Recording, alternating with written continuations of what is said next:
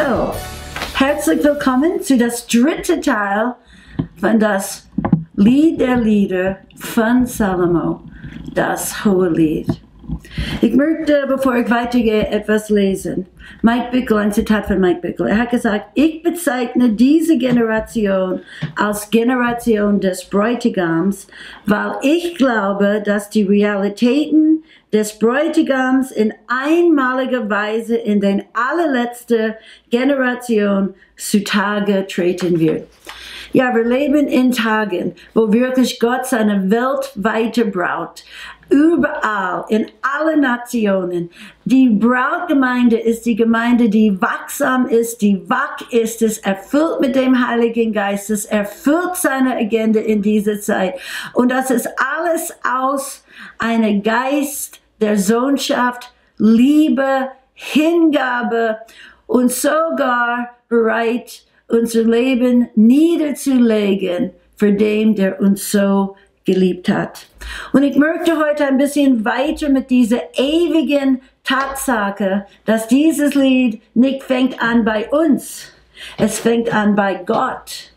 Und wir empfangen das und erwidern das. Und ich möchte eine Schriftstelle lesen aus 1. Korinther 2, die ich sehr liebe, die uns so viel Offenbarung gibt in die Geheimnisse Gottes.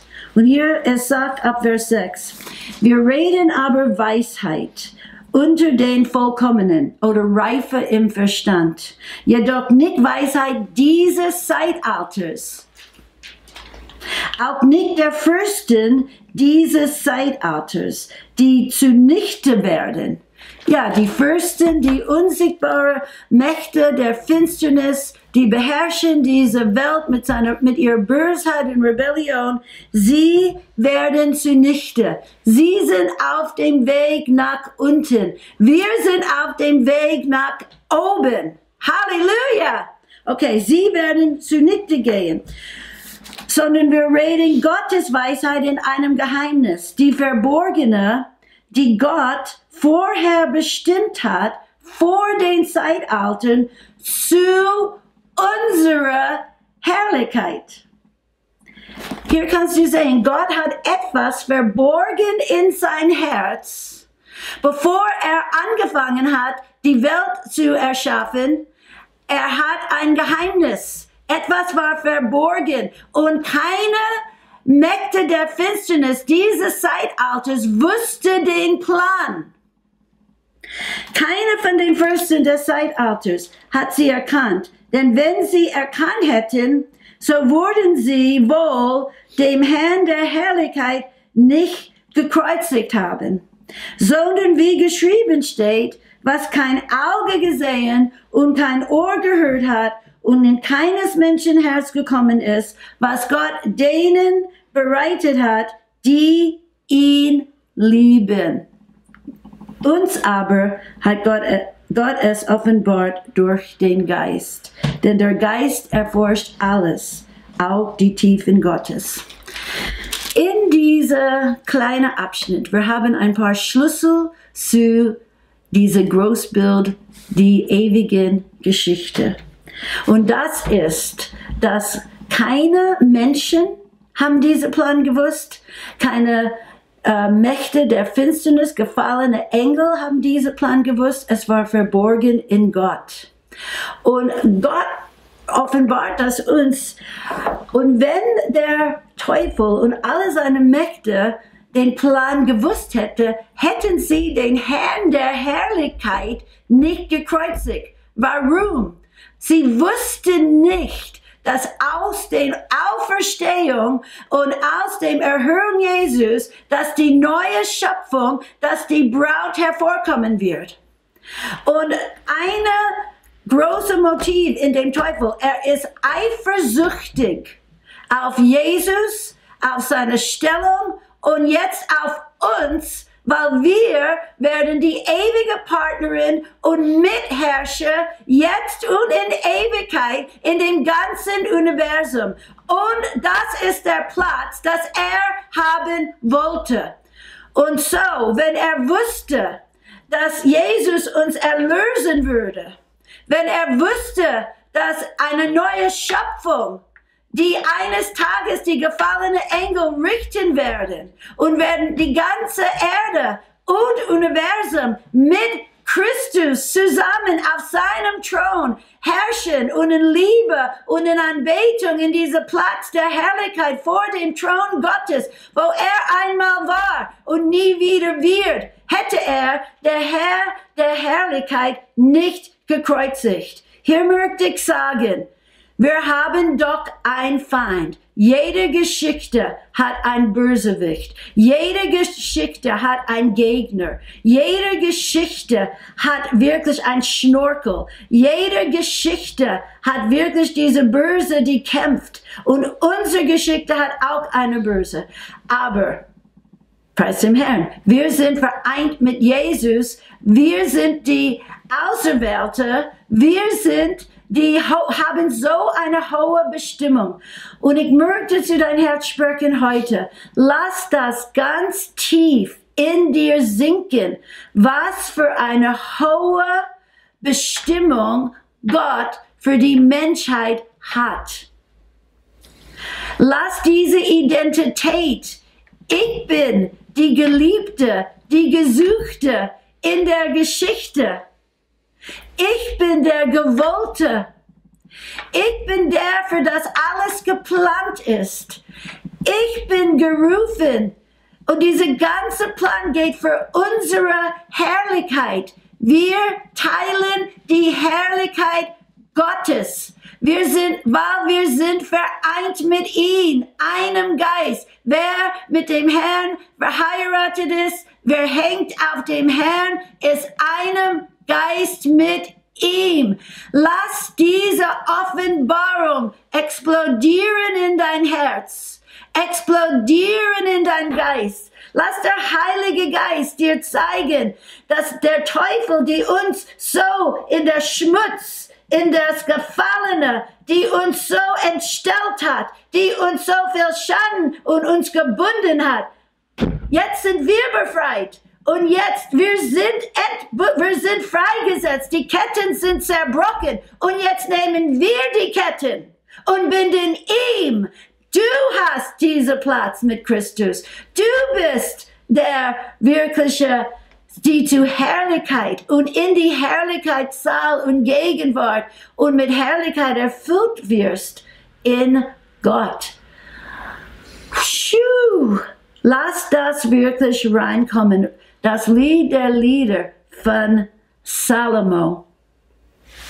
Und aus seinem Tod, man kann das auch beschreiben, von diesem Gleichnis, das Jesus gesagt hat. Das war eine Merchant, der suchte große Perlen.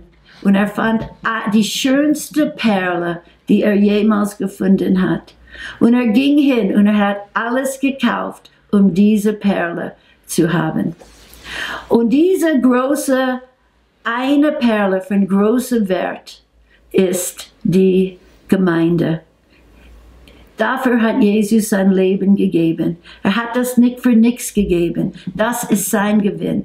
Er wird gesättigt sein. Er wird die Frucht seiner Leiden empfangen. Und das sind die Menschen, die er erlöst, die jetzt wirklich in seine Herrlichkeit hineintreten. Er hat uns die Urherrlichkeit, die Urbestimmung, die Urberufung, er hat uns alles das wiederhergestellt.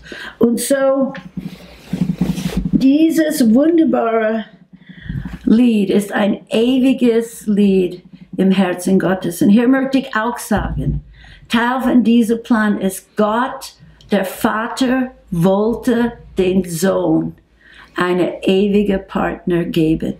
Die Dreieinigkeit ist die ewige Gemeinschaft, leben in ewiger Intimität. Und die sind so erfüllt mit Leben, dass einer hat gesagt, wir sind geschaffen aus das Laken des Dreieinigkeit.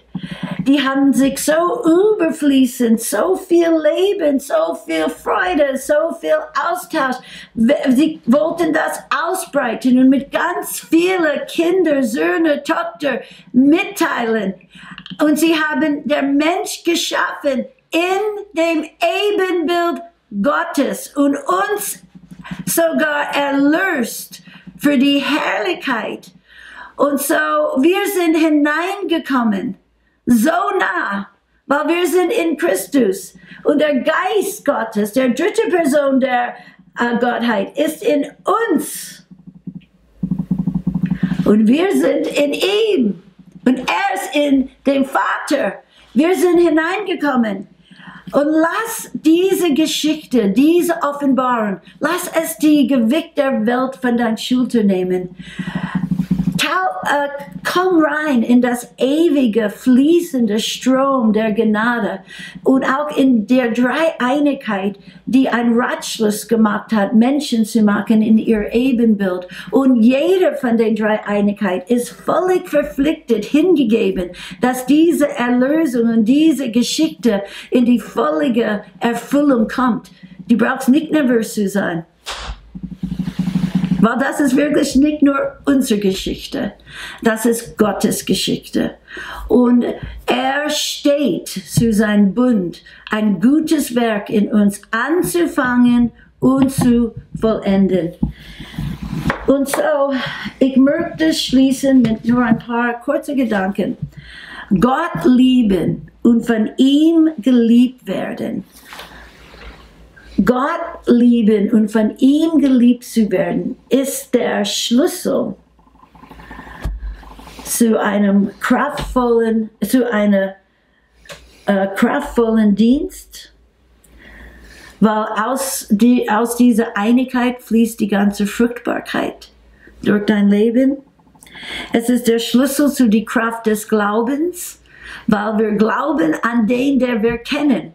Und je mehr wir ihn erkennen, wie treu er ist, wie stark er ist, wie groß er ist, wie viel Liebe er hat und Gnade, desto mehr haben wir Glauben an seine Person und die Worte, die Verheißungen, die der Person spricht. Unser Glaube ist nicht nur in irgendwelche Worte, aber in die Worte, der Gott gesprochen hat, wer die Worte gesagt hat. So, das ist auch die Schlüssel, Glaube und Liebe, die in Jesus Christus sind. Den Personen und die Worte Gottes sind zwei unerschütterliche Festigkeiten, dass dir eine Festigkeit geben wird in dein Herz. Gott lieben und von ihm geliebt werden ist der Schlüssel zu Mut und Opferbereitschaft. Das ist ein Teil, das legt in die Herz von jeder Braut. Eine Mut, weil du bist so überzeugt, du hast ihn persönlich gesehen. Und du bist bereit, alles auszuliefern. Du bist bereit, alles zu geben, um diese Schatz der Beziehung aus deinem eigenen zu machen. Das ist deswegen, es ist sehr persönlich. Es ist 1:1. Du musst das für dich machen. Niemand kann das für dich. Du kannst deine eigenen, persönlichen, innigen, intime Beziehung und Offenbarung, wo die Strom der Liebe und Gnade und Offenbarung und himmlische Welt direkt in dein Leben fließt. Das ist auch die Schlüssel für wahre Jüngerschaft. Jesus hat gesagt, wenn ihr mir nachfolgen willst, liebe mich über alles. Und es ist auch die Schlüssel für mächtigen Taten für Gott zu tun. Das Volk, das seinen Gott erkennt, wird stark sein und handeln. Aus der Erkenntnis Gottes kommt Stärke, Mut und wirklich Taten, die Helden tun. Und es ist die Schlüssel. Diese geliebt von Gott und ihm zu lieben, ist der Schlüssel für Liebe für anderen. Jesus hat gesagt, wenn ihr mich liebt und erkennt meine Liebe, dann liebt ihr einander, wie ich euch geliebt habe. Je mehr du erkennst, wie viel er dich geliebt hat, wie geduldig, wie bedeckend, wie langmutig er ist mit dir, dann wirst du diese Liebe für anderen haben. Vater, ich danke dir, dass dieses Lied der Liebe wirklich von Salomo so erschallt in dem Herz von jedem.